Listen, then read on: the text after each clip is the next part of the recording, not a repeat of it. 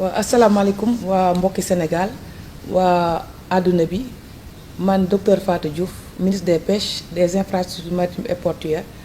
maa am mbégte lool di jàkkaarloo ak yéen tey di waxtaan ak yéen ci activité sama département bi ci occasion wu premier anniversaire d'accession au pouvoir de son excellence monsieur le président de la république Bassirou Diomaye Diakhar Faye. Mais bala may commencer damay sant di gërëm son excellence ci choix bi mu porté ci man ak confiance bi mu am ci man ba tabb ma ba teg ma ci porte département bi nga xam ne vraiment c'est un département très stratégique kon ma ko ciy sant di ko ci gërëm di remercier tamit monsieur le premier ministre moom mi nga xam ne moo proposé ba ñu mën ma nommer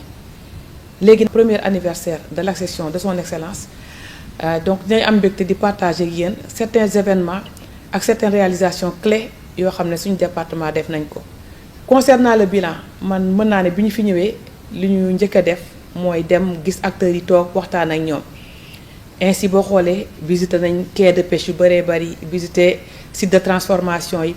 visiter des infrastructures de pêche aussi bien à Dakar que dans la région de Thiès c'est-à-dire Joal Pointe Sarène Mbour. bi ñu fa jógee aussi tamit ñu dem Ndar Saint-Louis ba demaale ba gis brèche bi dem Langue de Barbarie dem fépp maanaam ci Ndar. bi ñu jógee Ndar tamit vraiment ñu dem région de Fatick dem foofu dem Jifeer jóge fa aussi jaar Mbodiène mu dese ñu aussi tamit ñu ngi préparer dem dans le sud préparer aussi dem dans le centre loolu yépp parce que bala ñoo toog rek dañoo dajal dem fu nekk ñu nemmeeku la xam yan problème ñoo fa am yan jafe-jafe ñoo fa am xool nuñ koy saafara ngir saafara jafe-jafe acteurs yi moo tax bi may doog a ñëw rek ci département bi ñu commencé woon ma signaler ay mouvement d'humeur yu jóge ci marins yi mooy ñi nga xam ne ñoom la ñu tuddee les gens de mer seen problème mooy dañu bëggoon am convention collective de travail ndax boo xoolee ñoom li ñu leen daan fay moo gën a néew li ñu daan fay seen collègue yi nga xam ne ñu ngi nekk ci bateau de commerce yi ak bateau de pêche. Sur cette base ci laa joxe instruction au directeur général de l'agence nationale des affaires maritimes mu organise ay concertation apaiser secteur bi mais surtout liggéey ak ñoom sur des projets de convention collective bu offshore mais également boo xam ne aussi dafa mettre à niveau la convention collective pêche bi nga xam ne bi ñu ko jëlee dafa yàggoon ba nga xam ne chiffres yi ma amoon c'était dépassé et ci base boobu ci leen organiser benn atelier de validation de ces deux conventions collectives ma présider ko fële à Saly et boo xam ne l'ensemble des acteurs étaient présents et également ci jour boobu ci lañ signé ces conventions là donc avec les armateurs les sociétés de placement mais également les gens de mer. donc bi ñu defee liggéey boobu ba pare ci ba signé projet de convention sama département jël na ko jébbal ko au ministre du travail moom actuellement donc moo nekk ci dossier bi di ko finaliser pour une meilleure prise en charge des préoccupations des gens de mer donc du secteur. boo xoolee tamit bërki démb rek. Monsieur le Premier ministre mi ngi def lancement pour les coopératives solidaires defee ko fii à Mbour fekk na loolu tamit sama département question boobu intéressé na ko depuis bi ñu ñëwee vraiment direction des pêches mu ngi ciy liggéey bu am solo ñu ngi réunir acteurs yi réunir aussi l'administration réunir les partenaires techniques et financiers ñu xool ensemble nan la ñuy encadrer les pêcheurs ba ñu dem ba ñoom tamit am seen ay coopératives am une reconnaissance juridique mën a leb mën a am seen activité état mën leen encadrer mën leen jàppale. donc boo xoolee de manière ramassée peut-être loolu moom mooy le bilan immatériel. à côté tamit am na ay réalisations yu importantes yoo xam ne def nañ ko ci secteur bi mais am na lu ñu fi def loo xam ne vraiment source de satisfaction la pour ñun bu ñu xoolee le complexe frigorifique de Hann d'une valeur de 3 milliards donc ce complexe tey pare na mooy li président di wax dernier conseil des ministres bi. ne woon na léegi chantier yi ngeen fi fekk chantier yi taxaw eggul fexe leen mu eggale ko loolu nag sama département bi ñëwee ba léegi ñu ngi ciy liggéey ba tey complexe bi tey carrément à 100% travaux yi pare na. même chose tamit marché central au poisson bu Thiès bi nga xam ne aussi le même montant à peu près 2 milliards et 200 aussi lañ ko réaliser marché boobu it tey pare na sama département passé nañ incha allah tamit ci bu ñu paree ci complexe bi rek tamit daal di procéder à l'inauguration. mais tamit ñu am benn projet bu important boo xam ne 100% suñu gouvernement la mooy le laboratoire national d'analyse des produits halieutiques mu nar a nekk un laboratoire de référence en Afrique de l'Ouest nekk une première au Sénégal réalisé sur dons japonais à hauteur de 7 milliards tey laboratoire bi mën nañ ne plus de 80% liggéey bi pare na te mois de juillet incha allah lañ ko fas yéene réceptionné ko mettre ko en service kon loolu yépp sama département mi ngi ciy liggéey boo xoolee aussi am nañ actuellement un vaste chantier de construction de quai dans le cadre du projet de SENREM également chantier de réfection de quai lu mel ni Wakam lu mel ni Fass Boye ak feneen également à Saint-Louis gis nañ ne aussi service régional bi bâtiment bi yàgg na te wóoratul donc signé naa marché bi ngir tamit bâtiment bi ñu toj ko tabaxaat ko ndax dafay lu am solo daal. lu am importance les infrastructures maritimes et portuaires surtout les infrastructures portuaires parce que ñun bi ñuy doog a ñëw dañu fekk chantier yu bëri yoo xam ne daanaka sax mën naa ne tàmbalee guñ ko bi ñu ñëwee ci port de Ndayane lu ñu fekk juste li ñu koy tudd yépp terrassement rek la nekkoon maanaam maasale suuf si. également tamit port de Ndaxonga Foundiougne gis nañ ne port boo xam ne dem na ba pare mais am na ay ndaw yu des mais port bi ay at a ngi nii réceptionné nañ ko inauguré nañ ko mais port bi ba léegi démarré gul fu mel ni également port de Kaolack muy un port très stratégique au niveau même du Sénégal mais surtout au niveau de la sous-région place bi mu am baax lool léegi nag sama département bi mu ñëwee tamit loolu yépp mu ngi ciy liggéey tey boo demee port de Ndayane le port autonome de Dakar mu ngi ciy liggéey avec le partenaire bi DP World tey commencé nañ dragage bi travaux yi commencé na incha allah en 2027 le port de Ndayane sera réceptionné. le port de Ndaxonga Foundiougne amorcé nañ procédure déjà de concession bi comme toujours rek nañ ko defee avec les chantiers navals mu nar a nekk concession dans le cadre d'un PPP parce que actuellement dañoo gëm ne lu mu mën di doon rek état bi dootul jëlati infrastructure rek joxe ko noonu toog di xoole état bi tam daf cee war a am dara moo tax aussi port autonome de Dakar tamit vraiment actuellement ñuy liggéey ak UNAP pour mën a aussi concession bi démarrer et actuellement je peux vous dire que il y a beaucoup de concessionnaires beaucoup de privés qui sont intéressés par le port de Ndaxonga Foundiougne. Donc concernant le port de Bargny Sendou c'est un port privé mais état bi tam dafa taxaw fas yéene ko jàppale pour que port bi opérationnel. C'est ainsi qu'en conseil des ministres monsieur le premier ministre jox ma instruction ne ma xoolal ma port boobu nan la ñuy def ba mu mën a commencer. Sur cette base recevoir naa le directeur général du port monsieur Dame Diané mu wax ma déjà li nga xam ne jafe-jafe yi nga xam ne moo leen teree démarrer te boo xoolee essentiellement libération en prise yi ensuite route de contournement bi su paree loolu ANAM mën a joxe attestation de sûreté ministère de l'environnement aussi mën a joxe autorisation loolu aussi ñu ciy liggéey actuellement pour que port boobu tamit mën a démarrer de la meilleure des manières. am na aussi port de Saint-Louis mais port de Saint-Louis bi aussi boo xoolee moom comme dafa nekk dans le cadre de l'OMVS donc OMVS moom moo ciy liggéey dans le cadre du conseil interministériel bi ñu defoon sur les infrastructures maritimes et portuaires dañu prévoir tamit construire 23 ports de pêche au niveau de l'ensemble du territoire sur tout le long du littoral su boobaa ku mel ni Ndar ak yeneen dëkk tamit dinañ ci gis seen bopp. waaw ñun tamit dañu gëm ne Sénégal dafa war sur le plan même transport maritime Sénégal tamit dafa war a am un armement national fort armement boo xam ne vraiment bu ñëwee ci lañu sukkandiku te comme yàlla dogal na ñu am fekk fi Cosama mi ngi fi donc état bi tamit vraiment daf ko fas yéene dooleel jàppale ko ba mu mën a assurer le service public de transport maritime sur l'ensemble du territoire nga mën a jóge Casamance ba Saint-Louis ak aussi des étapes intermédiaires mën aussi même biir Dakar fu teer bi mënee dawalee jóge ville dem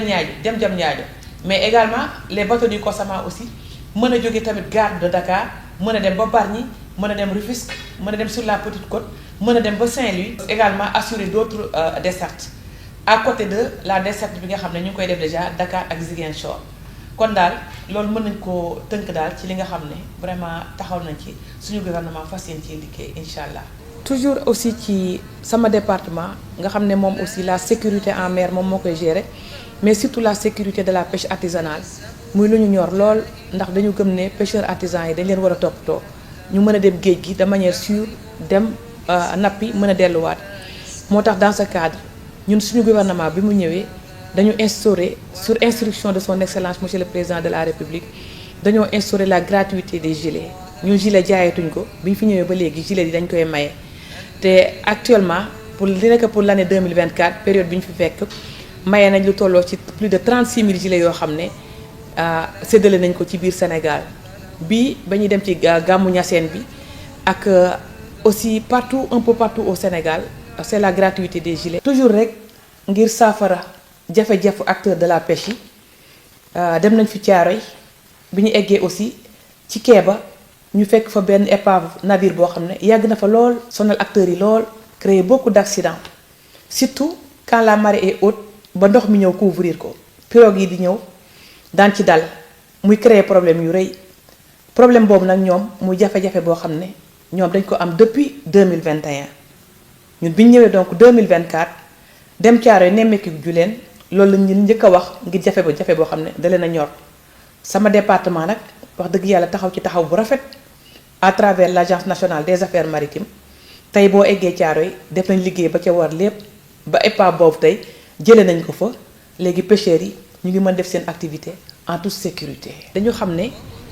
sécurité dafa am importance mais également suivi contrôle surveillance des pêches dafa am importance te suivi contrôle surveillance pêche boobu dañu xalaat ne communauté locale yi dañ cee war a participer moo tax dañoo jël un don boo xam ne de 94 pirogues en fibre de verre dañ ko recevoir bien sûr sur don japonais loolu mooy wane liggéey bu rafet bi nga xam ne ñu ngi koy liggéey ak Japon léegi nag pirogues yooyu en fibre de verre vraiment mettre nañ ko à la disposition des CLPA jox ko aussi les services déconcentrés mais aussi jàppale ñi nga xam ne aussi dañu enclavé ñu mën a utiliser dans le cadre du transport maritime am na ay dëkk yoo xam ne ñu ngi Casamance jox leen ay pirogues en fibre de verre également ñu ngi prévoir aussi l'île de Kharé bi nekk Dagana tamit ñu jox ko pirogue en fibre de verre mais surtout ñi nga xam ne dañu impacté par la crue au niveau de Matam Podor ak Tamba ñooñ tamit doté nañ leen en pirogue en fibre de verre pour faciliter seen déplacement parce que ñun sécurité daf ñu ñor aussi bien des acteurs des pêcheurs mais également sécurité des passagers. waaw boo xoolee tamit ñun tout ce qui est exploitation gestion des fonds marins ñun lañ ko confier mais nag ba léegi aussi département bi liggéey bi mu ci war a liggéey des na ñun ne dañ ko bëgg vraiment dooleel fonds marin ba nga xam ne lu ñuy def ci géej gi nga xam ne dafa war a dem ci suuf ñu war cee am suñu kàddu war cee wax suñu expertise aussi ñu mën ko mettre à la disposition n'est-ce pas du Sénégal ci côté boobu tam vraiment ñu ngi ciy liggéey bu bari mais tamit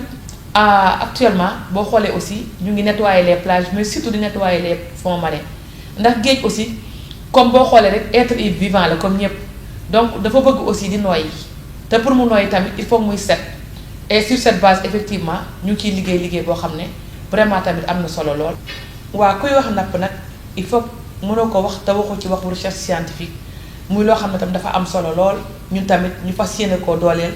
jox ko gëddaam loolu tam sama département tamit ñu ngi ciy liggéey di xool nu ñuy dooleelee recherche bi. mën a wax infrastructure maritime et portuaire te waxoo capital humain te kuy wax capital humain d'abord formation ngay wax loolu tamit ñu ngi ciy liggéey bu baax fas yéene école yi nga xam ne dañu nekk sous la tutelle suñu département lu mel ni école nationale de formation maritime mais également le centre national de formation des techniciens des pêches et de l'aquaculture ñu dooleel leen école bi suñu objectif actuellement mooy ériger ko mu nekk une académie de référence au niveau de la sous-région vraiment jëlaat place bi nga xam ne moom la amoon ñu dooleel ko ba nga xam ne aussi nouveaux métiers yi nga xam ne actuellement mi ngi am ci géej gi comme pétrole ak gaz ak yeneen ñu mën a former personnel navigant ñu xarañ ñoo xam ne vraiment tamit dinañ mën a capter opportunité yooyu vraiment au niveau du Sénégal. waaw ndax ñun suñu gouvernement tamit dañu gëm ne askan wi moo ñu fi teg kon lu ñuy liggéey rek dañ leen ko war a wax ci lu leer dañu jël transparence def ko mu nekk suñu baromètre ci sens boobu moo tax ñun bi ñu ñëwee rek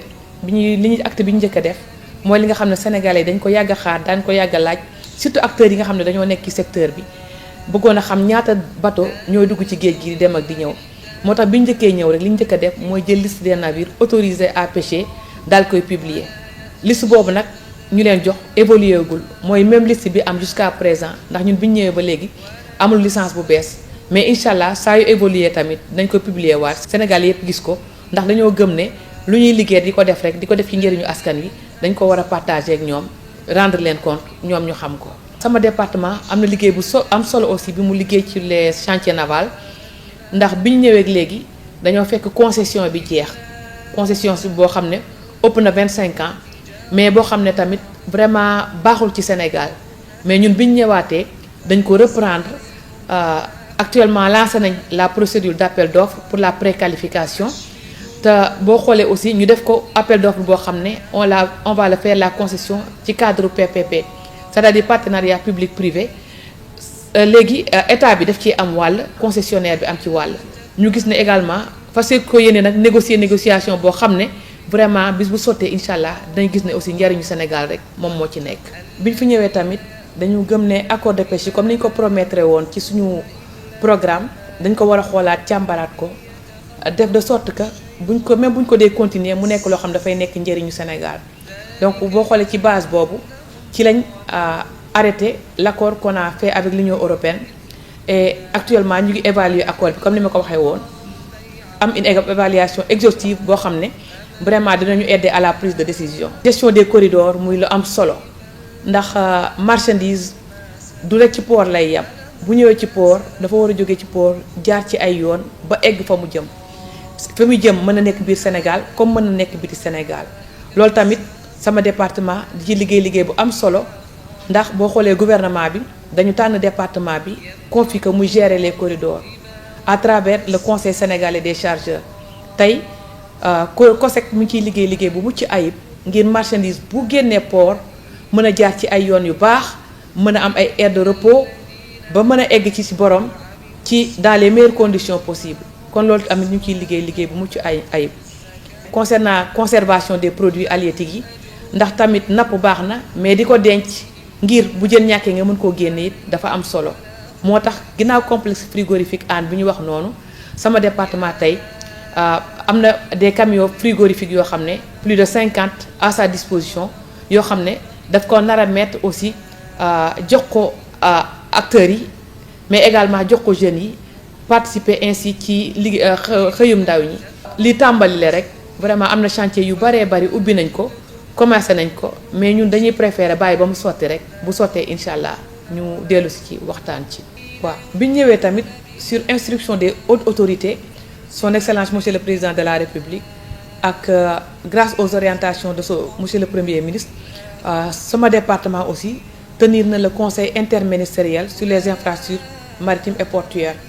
muy loo xam ne aussi day lu njëkk mais aussi muy permettre tamit ñu définir benn politique maritime boo xam ne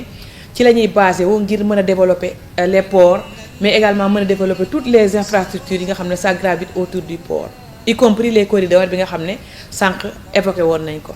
dans le cadre du référentiel vision 2050 ñu war ko décliner de manière quinquennale c'est-à-dire wax réalisation yi ñuy def ci juróomi at yu nekk yoo xam ne daf ñuy jëmale ci vision 2050 boobu sama département liggéey na ci liggéey bu am solo à travers la lettre politique sectorielle bi nga xam ne dernièrement rek présenté nañ ko les acteurs mais nag li ci bees ci lettre de politique sectorielle boobu mooy ba fii département bi lettre bi mu daan def da ko daan yamale ci pêche ak aquaculture mais ñun bi ñu ñëwee dañoo gëm ne dañu war a am une approche dynamique lettre bi yamul rek ci pêche ak aquaculture waaye dañ ko yóbbu tamit ci infrastructure maritime et portuaire am yu pour yu bëri yuñ ci programmé yoo xam ne incha allah fas yéeneen ko réaliser ci juróomi at bi ngir développer secteur bi de manière générale. loolu aussi yamul rek ci au niveau interne également au niveau international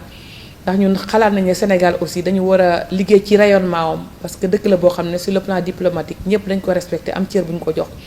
ñu watee jouer suñu partition. ainsi boo xoolee tamit sur le plan international participer nañ à des événements très importants comme lu mel ni par exemple récemment dem nañ Gambie participer à un grand séminaire international sur l'économie bleue recevoir nañ fii aussi la FAO également mu organiser benn atelier bu important sur la pêche continentale. si dem nañ Mauritanie dans le cadre des négociations pour les accords de pêche tamit parce que dañu gëm ne aussi suñu nappkat yi nekk Ndar dañ leen war a toppatoo wutal leen ay zone de pêche ginnaaw fi ñu daan nappee dafa wàññeeku ak GTA bi donc léegi dañuy ut ay alternatives moo tax li ñu njëkk a def bi ñu ñëwee rek mooy dem Ndar vraiment fexe ñu am ay licence de pêche te licence yooyu aussi di delluwaat nañ avec le premier ministre ba waa Mauritanie dig nañu ne dañ ko yokk donc ñu ciy liggéey ak ñoom. Concernant toujours le rayonnement de notre pays au niveau international dem na ci voyage aussi au Maroc participer à une invitation boo xam ne Comafat moo ko def dans le cadre de l'initiative Ceinture Bleue bañ fa demee aussi taxaw nañ fa war a taxawee wax fa position Sénégal ci question yi nga xam ne évoqué nañ ko yépp. Également aussi lu ñor suñu gouvernement la mooy trouver alternative à la rareté de la ressource ndax ku ne xam ne ne actuellement géej gi yàq nañ ko yàq boo xam ne ñu ngi ci nag di defar mais du nekk loo xam ne dañ koy commencer tey mu egg tey. En attendant il faut mu am ay solutions alternatives ci la suñu gouvernement nag fas yéene nag dooleel bu baax a baax aquaculture et ci côté boobu tamit ñu ngi ciy liggéey bu baax liggéey bu mucc ayib. Déjà au niveau interne ci projet Senrem bi prévoir na beaucoup de fermes aquacoles yoo xam ne dañ ko war a def ci biir dëkk bi. bu ko defee aussi ñu fexe ba le privé les citoyens ñu intéressé wu ci activité bi administration bi encadré leen ñu fexe ba développer activité boobu. donc rencontre internationale boobu nga xam ne comité des pêches continentales et de l'aquaculture bu FAO nga xam ne suñu dëkk bi lañ ko organisé ginnaaw bi ñu laajee ba ñu accompagner leen ci loolu tamit. wane na suñu gouvernement place bi nga xam ne daf ko war a jox pêche continentale mais également nar ko jox aquaculture boo xoolee aussi pêche continentale ni aquaculture mel place boobu lañ ko bëgg a jox maanaam mu nekk alternative boo xam ne surtout que moom dafa nekk ci zone yoo xam ne ñoo xam ne seen revenu bëriwul te ñooñu aussi ñu war leen jàppale ndax ni nga xam ne sénégalais yépp lañ soxlaa jën ñoom tamit noonu lañ ko soxlaa ñu fas yéene tamit vraiment au niveau des fleuves au niveau des rivières développer bu baax cette activité là mu nga xam ne principalement boo xoolee aussi pêche de subsistance la te loolu aussi direction pêche continentale mu ngi ciy liggéey bu baax et également aussi infrastructure yi nga xam ne dañ ko defoon aussi ci secteur pêche continentale boo xoolee tey yu bëree bëri tamit mooy li ma waxoon sànq dañ leen commencé te pare wuñu madame la directrice avant muy def dala dafa eggale infrastructure yooyu donc boo xoolee daal sama département tamit boobu tam mu ngi ciy liggéey bu rafet boo xam ne ñaan nañ yàlla bala moo sori bu yàgg incha allah ñu gis résultats yi. am nañ des partenariats au niveau international avec ay partenaires chinois yoo xam ne accueillir nañ leen fii également bi président demee aussi ci visitam en Chine jot nañoo waxtaan ak ñoom mais également surtout am nañ des partenaires yoo xam ne ñu ngi jóge Égypte ñu fas yéene cee liggéey ak ñoom ndax ku ne xam ne Égypte dëkk la boo xam ne référence la ci aquaculture man mi personnellement déplacé wu naa ànd ak samay collaborateurs. ànd ak le directeur général de l'agence nationale de l'aquaculture ñu dem ba Égypte vraiment xool ni ñuy liggéeyee ñoom tamit ñu fas yéenoo jàppale ngir aquaculture ñu gën koo développer. toujours dans le cadre du rayonnement international suñu dëkk ci pàcc bi nga xam ne ñun moom la ñu dénk mooy napp gi recevoir nañ l'assemblée générale des femmes transformatrices et vendeuses de poissons yi nekk en Afrique. ñoom nag ñu taamu Sénégal lool ndax dañoo gis xarañte Sénégal. ak expertise bi mu am d'abord ci napp gi mais également ci organisation internationale moo tax tamit ñu tànn ko ñun tamit avec beaucoup de plaisir ñu accepté ko accompagner leen ñu def fi seen assemblée générale ba tey boo xoolee tabb nañ Diaba Diop mu nekk seen deuxième vice-présidente mi nga xam ne aussi moo doon représenté Sénégal. waaw message bi may lancé acteurs yi du secteur aussi bien de la pêche que des infrastructures maritimes et portuaires mooy benn mooy ñun ñëpp nañ ñëw nañ àndandoo jàppandoo liggéeyandoo ndax ni ma amee habitude di ko wax secteur bi ñun moomuñu ko dañu ko dénk ñu ciy liggéey mais ginnaaw loolu ñun ñëpp ñun ñoo ko bokk kon su baaxee day baaxal ñëpp te gouvernement bi certes mi ngi liggéey mais aussi acteurs yi tamit dañ cee am seen wàll moo tax ñu xam ne ñun suñu tàllal nañ leen seen suñuy loxo su ko defee ñun ñëpp muy aussi bien les acteurs de la pêche que des infrastructures maritimes et portuaires vraiment ñun ñëpp ñu lëkkaloo liggéeyandoo secteur bi ngir mu jëm kanam ci intérêt supérieur du Sénégal intérêt de la nation.